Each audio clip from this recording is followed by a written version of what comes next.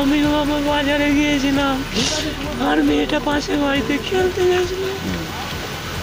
আমি বাজার থেকে এসে বলছি আমার বউকে, আমার মেয়ে কই, বলছে ওদের বাড়িতে গেছে, পাশের বাড়ি। দিয়ে আমি ডেকে নিয়ে এসো, মেয়ে বলেছে আমি নিজেই বাড়ি যাচ্ছি।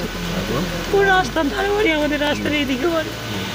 ও কখন মেয়েটাকে আমাদের সরিয়ে নিয়েছে আমরা কেউ জানি না।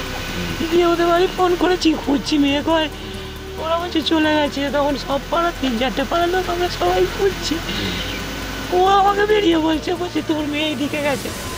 কিন্তু তখনই আমাদের সবারই সন্দেহ হয়েছিল, ঘরে ঢুকছি, ঢুকে কেউ পাই না। আমি আবার একবার গেছি, আমাকে কাঠ দিচ্ছে, আমি ওকে ঠেলে সরিয়ে দিয়েছি। মশারি কাঠ বিছানার মধ্যে আমার মেয়েটাকে মেরে চাপা দিয়ে রেখেছি, সব কাঠের মধ্যে ঢুকিয়ে রেখে দিয়েছি।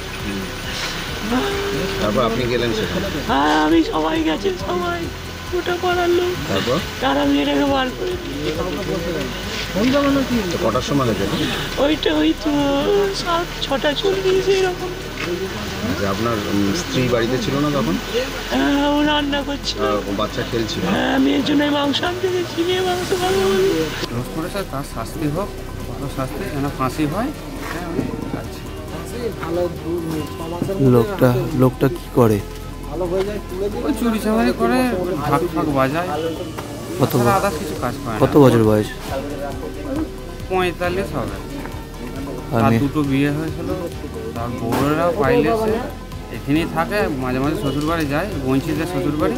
ওখান থেকেও মানে এক কেস, সে চুরি চামারি করে, ওখান থেকে মেরে তাইড়ে দেয়, আবার এখানে আসে, আবার এখান থেকে থাকে, ওই করেই চলে। ও তার একটা মানে দোষপক্ষে একটা ছেলে আছে, ছেলে থাকে না আর আসেও না।